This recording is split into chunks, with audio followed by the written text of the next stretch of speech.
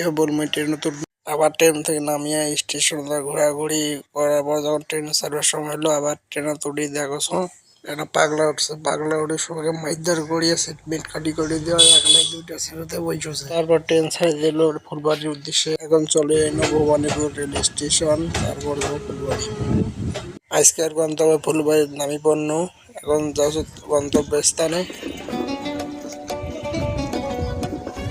তারপরে জন্য অটোত বসে যাচ্ছ।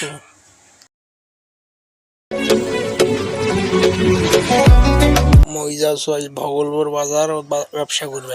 এদের সামনে দেখো ফুলবাড়ি পারবো 3 মাথার জংশন। চলে এনো বাজারত আসিয়া না পুরি নাস্তা মাস্তা খায়া ব্যবসা শুরু করে দিয়ে মেলায়। এখন এই বাজারটা ব্যবসা শেষ করে সামনে বাজারে থাকে যাচ্ছ চৌপতি বাজারত। চলে এনো চৌপতি বাজারত আসিয়া ফির দেখো আরেক দৃশ্য।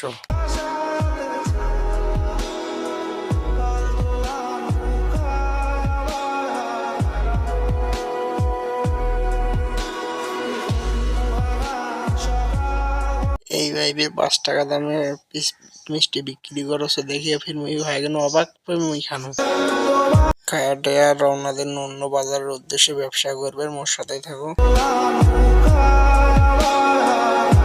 চলে এনো আর একটা বাজার আসিয়া দেখো আর একজন ব্যবসায়িক নামছে। এই বাজারটা ব্যবসা না হয় খারাপ হয়, মন খারাপ করি খারাপ আছে।